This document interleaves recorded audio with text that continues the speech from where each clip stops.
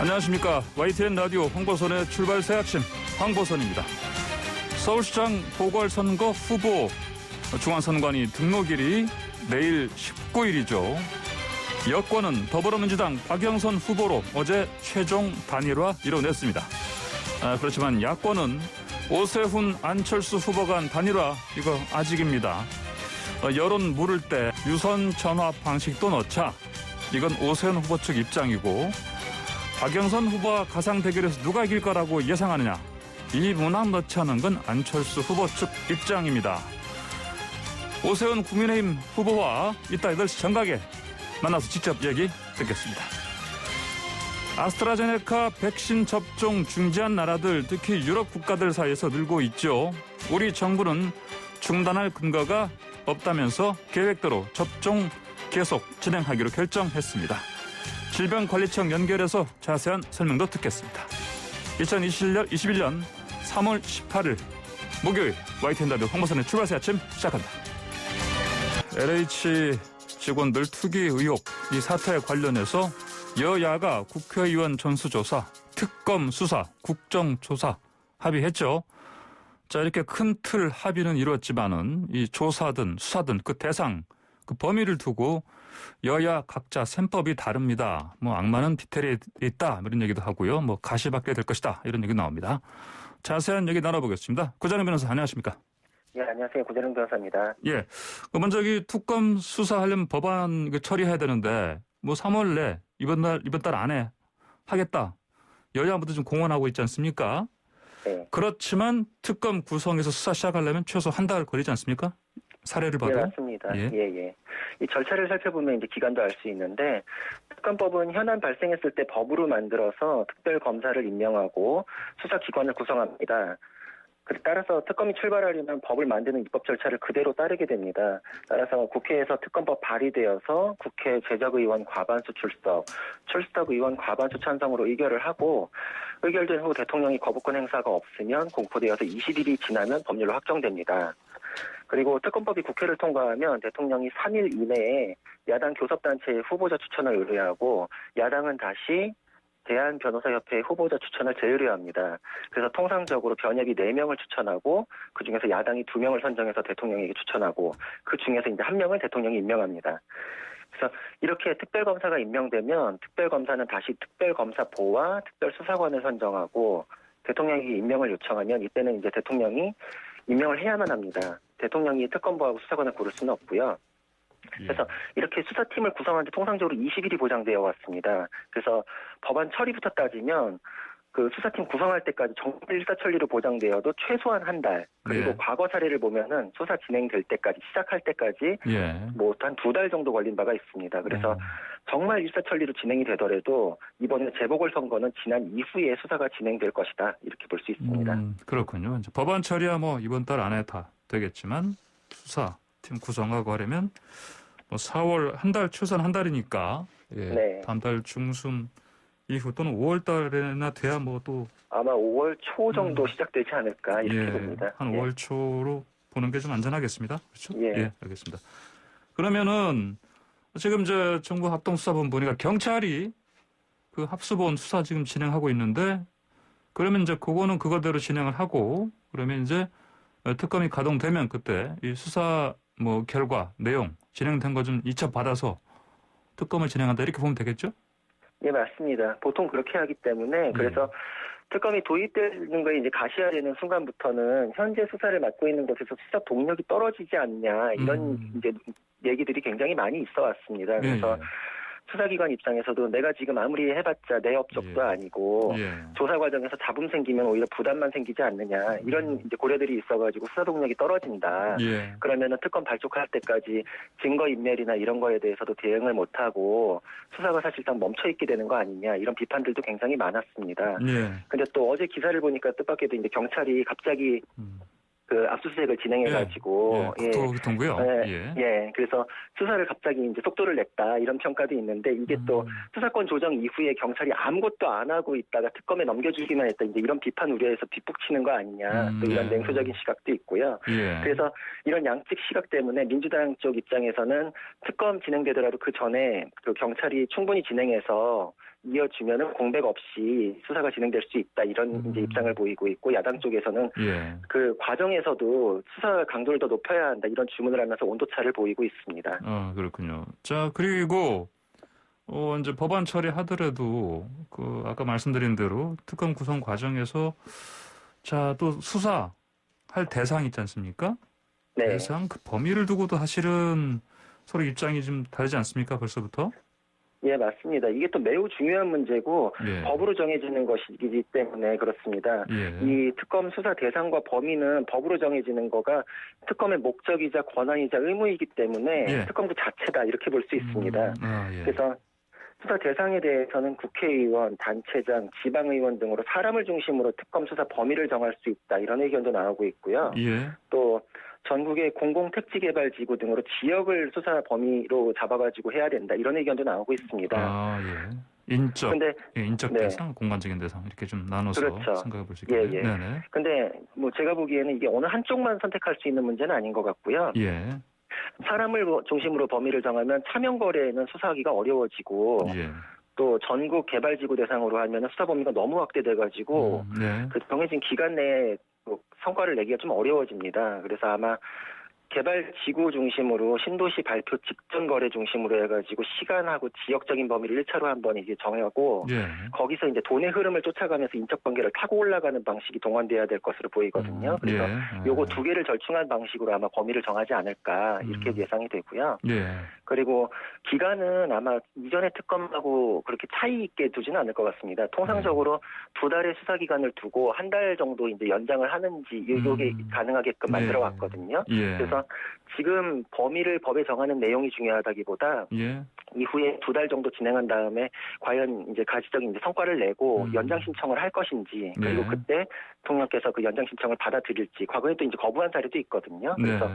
그게 아마 이제 주목해야 될 부분 아닐까 싶습니다. 그렇군요. 자, 이 LH 그 투기 의혹에 대한 특검 역대 특검은 14번째 아니겠습니까 이번이? 그렇죠? 네, 맞습니다. 그러면 특검이 많이 있었지만 사실 그 제대로 됐다 이런 평가가 그렇게 아주 많지는 않았어요. 그렇죠? 이번에 잘 될까요? 예. 결론적으로는 이번 사건은 난이도를 봤을 때는 성공 가능성이 높다. 네. 그리고 또 반드시 성공해야만 하는 특검이다. 이렇게 좀 생각이 되고요. 예. 그건 왜 그러냐면 과거 특검 사례는 사안 자체가 정치적으로도 매우 민감한 뭐 게이트급 사건, 통치행위를 대상으로 하는 사건 뭐 이 정도였고 예. 그래서 그와 관련해서 정치적 입김도 강하고 그래서 특검 성패가 이런 것들에 이제 영향을 받다 보니까 좀 좌우된 게 아니냐. 그래서 실패 사례가 오히려 더 많지 않았냐 이런 평가들이 많습니다. 근데 지금 이 사건은 과거 특검에 비해서 난이도가 결코 높지 않습니다. 예. 그리고 또 과거에 검찰이 여러 번에 걸쳐서 실적을 냈던 분야의 사건이거든요. 예. 그렇기 때문에 이게 지금 사건이 어렵다거나 그런 부분 때문에 이게 실패 가능성을 생각할 수 있는 그런 사건도 아니고 또 예.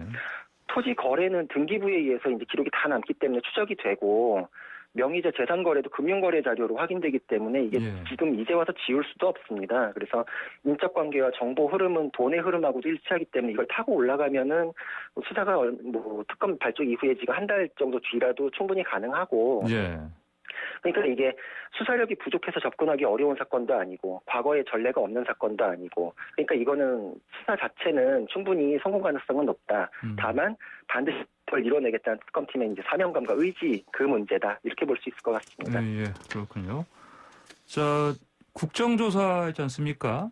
네. 이것도 지금 뭐 서로 합의를 큰 틀에서는 본 것 같은데 또 근데 이게 사실 그 뭐 국회 그 인력으로 개인정보 일일이 다 검증할 수 있나 이런 한계가 있다 이런 얘기 나오거든요. 그 또 네, 맞습니다. 증인 합의도 또 받아내야 되고 이런 걸림돌 어떻게 해결될까요?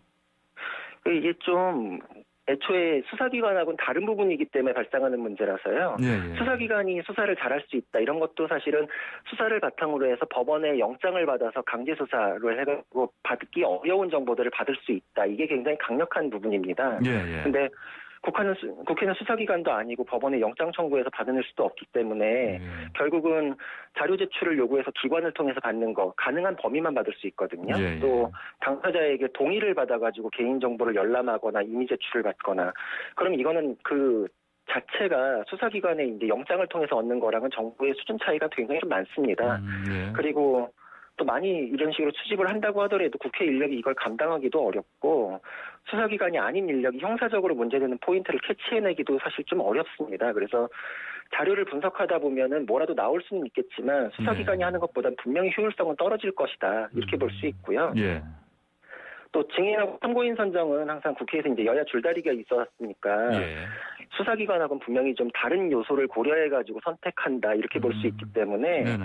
그 범위 자체가 예. 정해지는 것도 예. 수사의 실체 발견하고는 조금 이제 시각이 다른 부분이 있을 수 있습니다. 아무래도 그러면은 뭐 정치적인 고려가 더 그렇죠. 작용하겠죠. 그러면 이제 결국은 예, 불러서 얘기 듣는 게 결국은 수박 겉핥기 수준으로 해서 끝나게 될 우려가 있고요. 예. 그래서 특검이 이제 법안으로 처리돼가지고 구성될 때까지 이제 한 달에서 최대 2달 정도까지 예상되기 때문에 예. 국정조사가 그보다 이제 먼저 시작돼가지고 속도는 내고 이제 뭐라도 하는 것처럼 이제 보여질 수는 있겠지만 네. 결국은 뭐 보도자료 좀 나오고 증인 예. 불러서 일방적으로 추궁하는 장면 좀 보여지다가 예. 좀 이렇게 큰 내용 없이 끝나지 않을까 이런 냉소적인 평가들도 많습니다. 근데 그렇지만 국회의원들 입장에서는 또 뭐 여론전 이런 걸 할 수 있으니까 예. 그렇겠죠. 하고 싶어 하지 않겠습니까? 네. 네, 그렇겠습니다.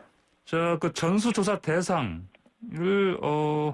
이거 위해서 제3의 기관 물색이 한다 이런 주장은 나오는데 보니까요. 그렇죠? 네. 감사원 네. 시민단체라든지 뭐 국민권익위원회 이건 어떻게 뭐 법적으로 가능할까요? 뭐 다른 제3의 기관들을 해가지고 하는 거는 법적으로 가능하긴 한데 예. 여기서 이제 가장 핵심이 됐던 게 이제 감사원이 할 수 있는지 부분이거든요. 예. 그래서 그 민주당은 가장 중립적이고 객관적이면서 능력 있는 기구 설치하거나 현재 존재하는 기관에서 전수조사할 수 있다 이렇게 말하니까 이제 여기에서 국민의힘에서는 감사원 감사를 여야가 동시에 청구하는 방법을 추진하자 이렇게 이제 밝혔었습니다. 그래요? 예. 예, 근데 현행법상으로는 이 부분이 조금 이제 문제가 되는 게 감사원법 24조가 감찰 대상에서 국회, 법원, 헌법재판소 소속 공무원은 감사 대상에서 제외한다 이렇게 명시적으로 규정을 하고 있습니다. 예. 감사원법이 이렇게 이제 규정하고 있는 이유는 이제 아무래도 권력 분립 원리 때문인데 감사원이 기능상 독립성이 있더라도 직제상으로는 대통령 소속이기 때문에 자칫 국회, 법원, 헌법재판소에 대해서는 이 조사 대상으로 삼을 때 삼권 분립이 침해될 수 있다. 네. 그 규정 취지는 그렇습니다. 근데 이런 규정에도 불구하고 야당이 감사원 감사 주장하는 거는 그 국회나 이런 건 법상으로 안 되니까 제외하더라도 감사원 감사 동원되면 이제 행정부는 할 수 있거든요. 예. 그러니까 여기에 청와대를 포함시키자. 이 주장을 이어가기 위한 주장으로 보입니다. 아, 그렇군요. 자, 그런데 그동안에, 뭐, 외부기관 통해서 이렇게, 뭐, 조사한 거, 그거 가지고 처벌된 사례가 사실 거의 없지 않나요? 예, 맞습니다. 그래서 이제 예. 실효성 논란도 이제 많은데, 예. 이 문제는 뭐, 약은 약사에게, 진료는 의사에게 이거하고 비슷한 문제라고 볼 수 있을 것 같은데, 네. 처벌 여부 문제되는 사안이면 당연히 수사에 의해야 하고 외부기관 통한 조사는 수사와는 초점이 다르다는 것을 아예 인정을 하고 시작해야 되는 문제입니다. 예. 그래서 처벌에 대해서 문제되는 사안이면 그 외부기관 조사가 이에 적합하지 않다는 거는 어느 정도 전제로 깔고서 시작해야 되는 문제고 예. 수사 과정에서는 사실 자료 하나 들어오고 나가고 이거 가지고도 혐의가 인정되는지 마는지가 엎치락뒤치락 하거든요. 예. 근데 최대한 많은 증거를 수집을 해야 되는데 강제 수사권이 없는 곳에서 모은 자료를 가지고 판단하는 것이 형사 처벌 문제에 대해서는 분명히 이제 차이가 있을 수 있다. 이런 네. 점을 염두에 둘 수밖에 없습니다. 그래서 외부기관에 대해서는 조사를 맡기는 건 당연히 좋지만 예. 수사를 대체할 수 있을 정도의 수준에 이를 것이다. 이것보다는 예. 그 기관이 갖고 있는 권한에 맞는 초점을 거기가 할 수 있는 거에 대해서 맡긴다. 이런 차원이 돼야 될 것으로 보입니다. 알겠습니다. 자, 그리고 그 민주당이 추진하는 그 이른바 LH5법, 5개 법 있지 않습니까? 네. 이 중에서 부동산 거래법이 정치적 쟁점이 될 것 같은데, 특히 그 부동산 감독원 이거 설립한다는 거, 이거 뼈대 아닙니까? 예, 맞습니다. 그래서 예. 그거는 굉장히 지금 논란이 많고요. 부동산 거래법이 이전부터 계속 그래서 논란이 되어 왔습니다. LH 사건처럼 이제 미공개 이제 정보 이용한 거에 대해서 제재하자 이런 거 이제 그 누구도 이의가 없거든요. 예. 근데 이것 때문에 이제 부동산 감독원 설치까지 이제 같이 논의가 되니까 이게 지금 범위가 너무 넓어지는 거 아니냐. 예. 이런 얘기들이 있습니다. 특히 지금 여기 이 법에서 담고 있는 허위 매물, 허위 정보에 대한 제재 이렇게 돼 있는데 이게 아직 지금 개념 정의가 제대로 되어 있지 않거든요. 주식시장처럼은. 예. 근데 이걸 조사하기 위한 감독기구를 들이자라고 하면서 여기에는 그 계좌조회, 세무자료 조회 등 이제 굉장히 좀 광범위한 권한을 부여하는 걸 내용을 담고 있습니다. 예. 그래서 이런 수단으로 거래를 조사해서 문제가 없으면 넘어가고 문제가 있으면 이제 수사기관에 고발하는 형식이 될 텐데 그러면은 조사 단계에서 개인 거래를 굉장히 이제 광범위하게 들여다볼 수 있다. 예, 이게 예. 되거든요. 예, 예. 그럼 이제 이거는 논란의 여지가 있고 이걸 때문에 이제 부동산 거래가 위축될 수 있다. 이런 이제 시장의 우려가 이제 과거에도 있었습니다. 예. 그래서 과거에도 돈임 논의가 있다가 수면 아래로 내려갔던 거기 때문에 이번 사태로 인해서 급부상했더라도 과거에 지금 그 쟁점에 대해서 논의됐던 것들이 다 해소돼가지고 지금 도입이 논의되는 건 아니거든요. 예. 그렇기 때문에 이 부분에 대해서는 지금 현재 문제가 공직자나 공공기관 직원들이 미공개 정보 이용해서 문제된 사건인데 이것 때문에 국민들 거래에 대한 내용을 광범위하게 볼 수 있는 내용을 덜컥 도입하는 게 가능하냐. 이거는 또 이제 차원이 다른 문제니까 그 자체로서 다시 논의되어야 될 것 같고 작년에도 이미 이게 똑같이 논의돼가지고 입법이 좌절된 바가 있기 때문에 예. 그 논의는 이번에 다시 반복될 것이라서 진통이 좀 예상이 됩니다. 네, 알겠습니다. 오늘 얘기 여기까지 듣겠습니다. 감사합니다. 네, 감사합니다. 네, 지금까지 구자랑 변호사였습니다. 네, 황보선의 출발새 아침 1부 마치고 잠시 뒤 2부로 돌아오겠습니다. 네, 황보선의 출발새 아침 2부 시작합니다. 연쇄 총격 사건이 발생한 애틀란타 현지 연결해서 그 소식 좀 자세히 알아보겠습니다. 자, 미국 한인 뉴스 포털 운영하시는 포털 이름이 애틀란타 K죠. 이상현 대표 전화 연결해서 자세한 얘기 들어보겠습니다. 이 대표님 안녕하십니까? 예, 안녕하십니까? 예, 이 사건 직접 취재하셨죠? 네, 그렇습니다. 예, 이 취재하신 내용 좀 간단하게 좀 정리 좀 해주시죠. 지금까지 상황이요. 네, 8명이 사망을 해 중에 6명이 아시안 여성이고, 예. 백인 남성 1명과 백인 여성 1명이 있다고 이제 보도가 나왔었는데, 예. 그 중에 4명이 애틀란타 시내에 있는 스파 그곳에서 발생한 4명의 희생자가 모두 한인 여성이라는 사실을 보도해 드렸고요. 예. 그 다음에 그 한인 여성들이 70대 여성 2명과 예. 60대 여성 1명, 그리고 50대 여성 1명, 예. 총 4명이라고 보도가 나와 있는 상황입니다. 예, 그렇군요. 저 방금 말씀하신 것처럼 2군데서 발생했고요. 그렇죠? 그리고 네. 마사지 업소가 좀 네. 밀집된 곳이다 이렇게 들었습니다. 네, 그곳에 8곳의 마사지 업소가 단경 1마일 내에 8곳의 마사지 업소가 있는 것으로 파악이 됐는데요. 예. 모두 한국인 업주들이 운영하는 마사지 업소들입니다. 아, 그렇군요. 그리고 예. 그곳이 이제 2곳이 발생한 살인 사건이 발생한 2곳은 예. 1분 거리 정도에 떨어져 있는 밀접한 거리에 있는 업소들입니다. 예, 그렇군요. 이제 용의자가 좀 검거됐다고 저도 들었습니다. 근데 20대 한 초반이라고 그렇습니다. 들었는데요. 그렇죠? 초중반. 네. 21세 백인 남성입니다. 21세요. 근데 지금 현재 언론에서 나오는 기사를 보면, 근데 범행 동기, 이게 아직 정확하게 지금 확정된 건 아니죠? 어떻습니까? 네, 오늘 아직 수사 중이라는 단서를 달고, 네네. 성중독. 성중독이요? 섹스 에딕이라고 하죠. 성중독을 극복하기 위한 또 해소하기 위한 방법으로 예. 범행을 저질렀다는 조금 납득하기 힘든 범행 동기를 발표했는데요. 희한한 소리네요. 아직 확실한 것은 아니고요. 예. 독실한 기독교인인데 이런 성매매 업소에 드나들면서 네. 내적인 갈등을 겪었고 그것 때문에 그런 중독을 끊기 위해서 이런 범행을 저질렀다라고 본인이 진술을 했다고 합니다. 그래요? 그걸 어디까지 믿어야 될지는 신빙성에 대해서는 아직 좀 수사가 더 필요한 상황입니다. 그렇군요. 근데 용의자가 자기 SNS에 중국은 최대 악이다 이렇게 썼다고 들었는데 그걸 봐서는 이거 흔히 말하는 이른바 증오범죄 아닙니까? 이거? 증오범죄 가능성도 충분히 있고요. 그런 포스팅을 올린 것도 사실로 보입니다. 그리고 미국에서 증오범죄가 만약 개입이 되면 형량이 굉장히 높아질 수 있거든요. 예.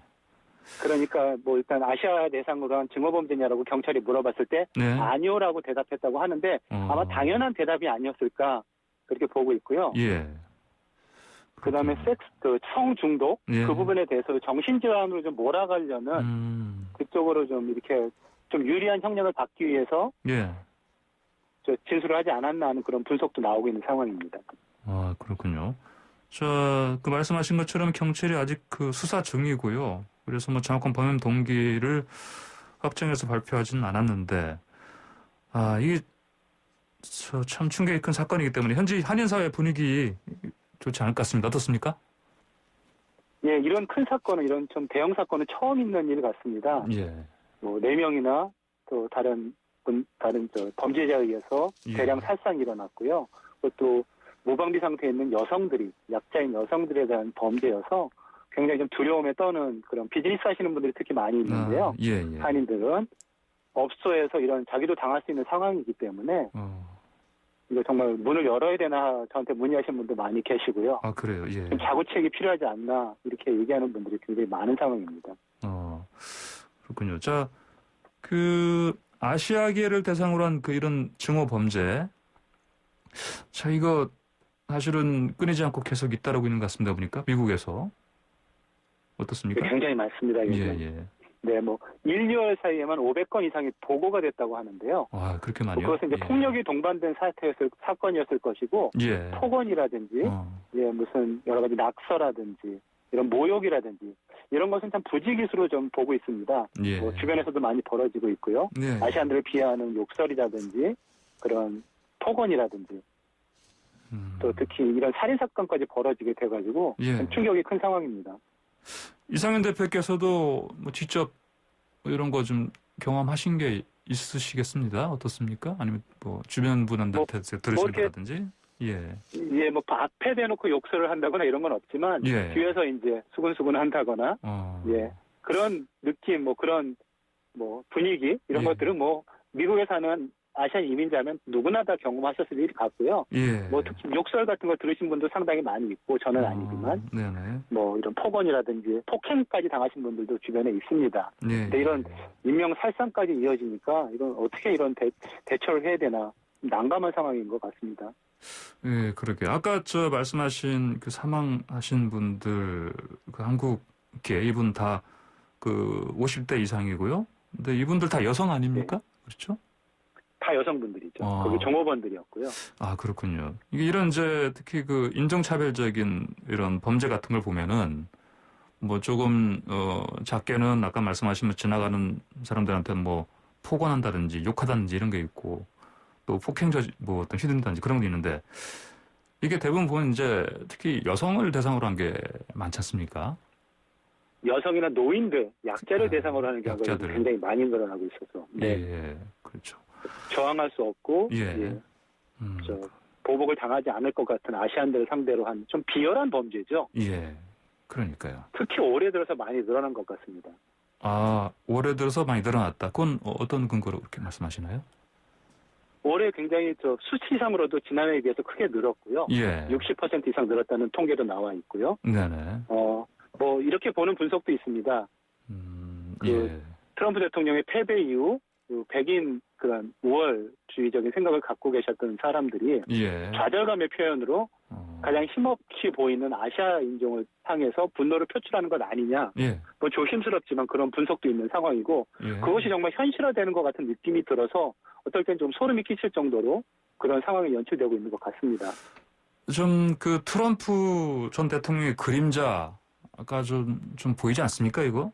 어떻게 보면요? 왜냐면 전혀 그거 부인할 수는 없는 상황이고 큰 영향이 있다고 저는 생각합니다. 왜 그렇게 생각하십니까? 트럼프 대통령이 계속 말했던 차이나 바이러스, 모든 바이러스가 중국에서 왔다. 근데 미국 현지인들 입장에서는 중국, 한국 구분하기 좀 힘든 것이 현실이지 않습니까? 중국계를 아시안 한국인들한테 욕을 할 때도 고백 투 차이나 중국으로 돌아가라고 욕을 하는 경우가 대부분이거든요. 고백 투 차이나 한국인 중국인은 니네 나라로 돌아가라는 것인데요. 중국계에 대한 그런 폭언과 그런 공격이 결국은 한인들한테 전체 아시아계한테 영향을 미치고 있는 거고요. 그런 트럼프 대통령이 사용했던 수사법, 중국은 우리의 적이고 중국 바이러스 이런 것들 동의하시는 분들 많이 있겠지만 결국은 아시아계에 대한 공격으로 그런 결과로 나타나지 않나. 그런 분석이 우세한 상황입니다. 그렇군요. 아니, 이 범인이 말씀입니다.